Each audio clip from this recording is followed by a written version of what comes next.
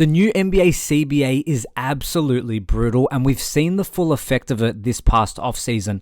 Today, I want to talk about all the buyouts in particular and what it means for the league, and maybe some guys that are coming up that might not be on everyone's radar, but the franchise's hands may be forced to buy them out because of how many restrictions are now within the aprons, as well as the luxury tax bill that comes along with it.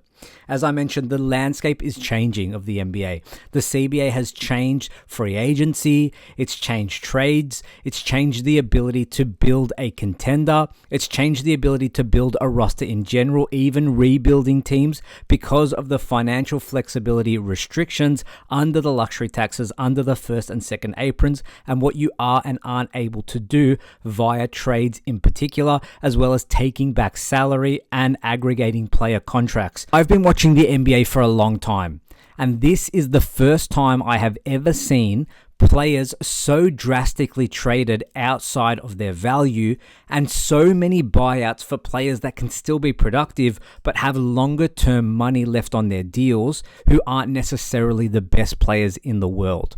What I'm talking about is a great example that I've written down here. Colin Sexton and a second round pick for Jusuf Nurkic because of financial situations should never be a trade that we are okay with.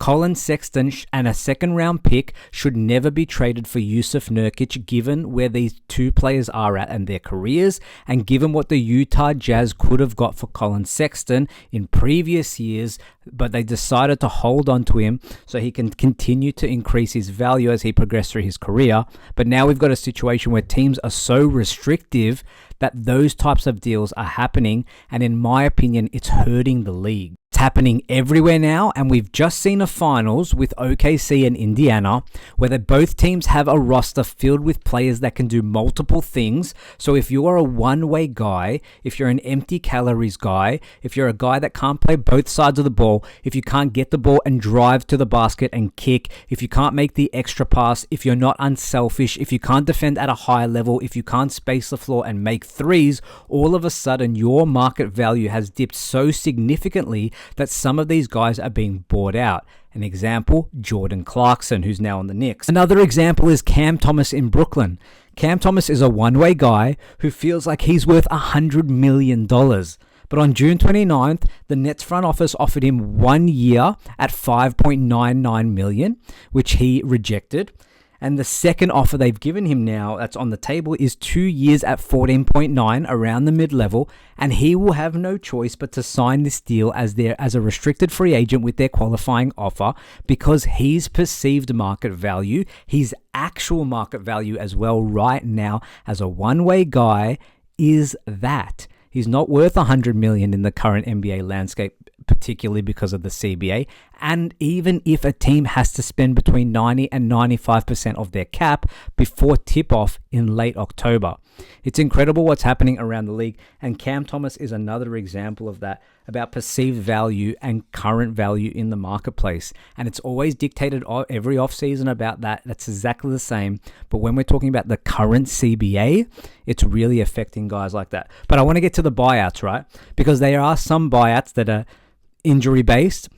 There are some buyouts, though, that raise question marks that you have to imagine if we're talking about a different offseason, a previous offseason. If we're not talking about the new CBA, these guys don't get bought out. They get traded for at least second rounders or salary fillers or people to get their money off the books with expiring money.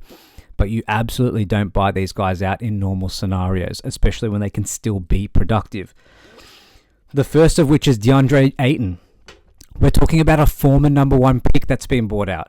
Really, when you think about it and you stop and think about it, it's largely unheard of. DeAndre Ayton, paid out by the Portland Trailblazers, leaves money on the table because of what's happening with the NBA landscape, like we've touched on. He's a guy that all of a sudden is available on the market, signs with the Los Angeles Lakers.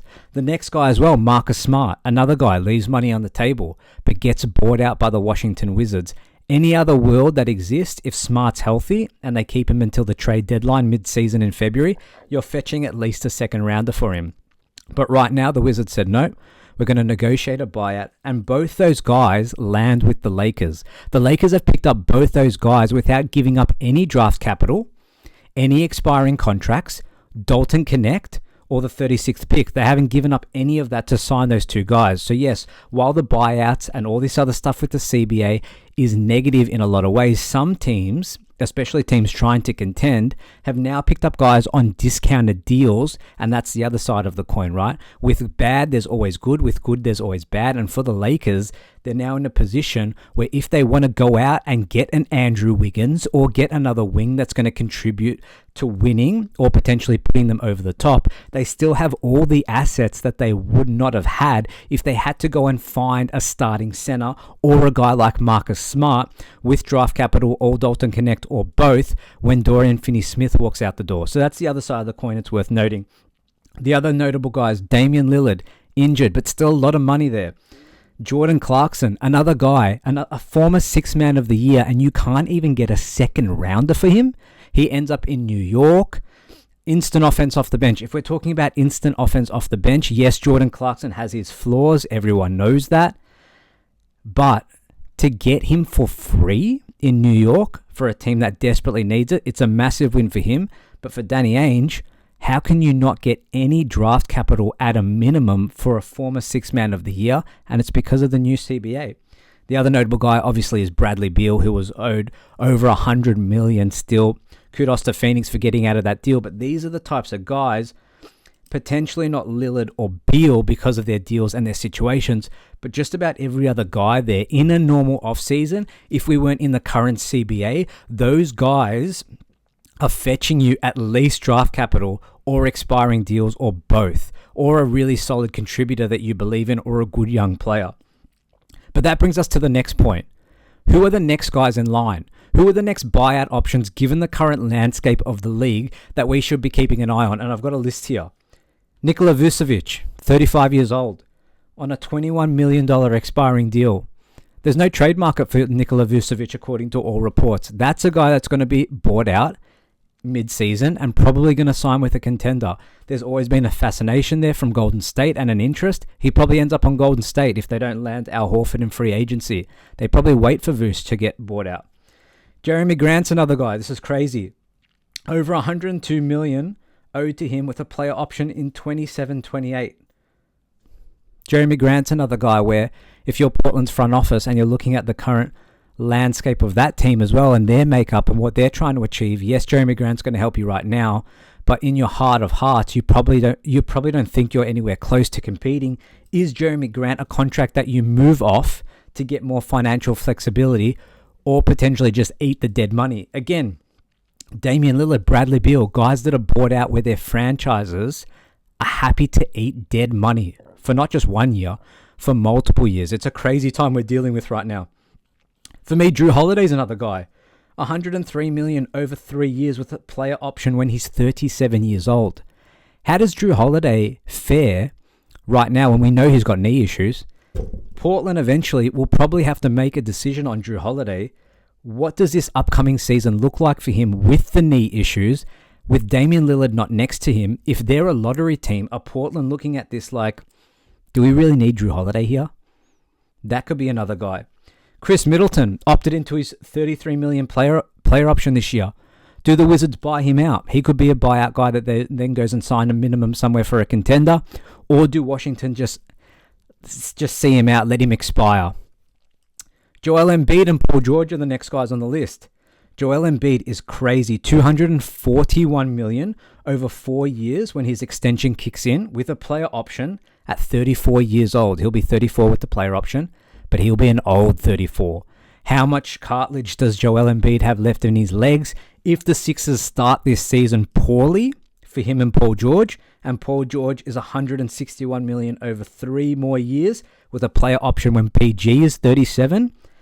If the Sixers, like I said, don't start this season well, are those two guys that get bought out? It's a lot of money.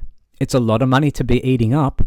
But do the Sixers feel like it's more beneficial to buy out those guys, start over, cut your losses, try and shed salary to try and make elsewhere as well, trying to make up some of that dead money?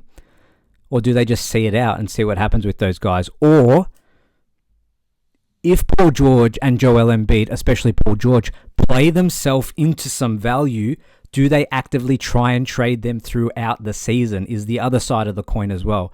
PG's probably going to have a bounce back year after he's been hurt. Does he play himself into some value? And if the Sixers are a play-in team or a 6th seed or a 5th seed, but they're not really looking like they're contending, they probably actively are going to look to move Paul George because he then doesn't fit the long-term future of the franchise because it has to shift. And Joel Embiid will be in that same boat, especially if he's not healthy. All in all, I can't see teams and players not opting out on the current CBA and changing it in 2029, 2030. I just don't see a world where it exists. There's too many restrictions, especially with the second apron, even the first apron, a bunch of restrictions. The luxury tax bills, because of the amplifiers, are through the roof.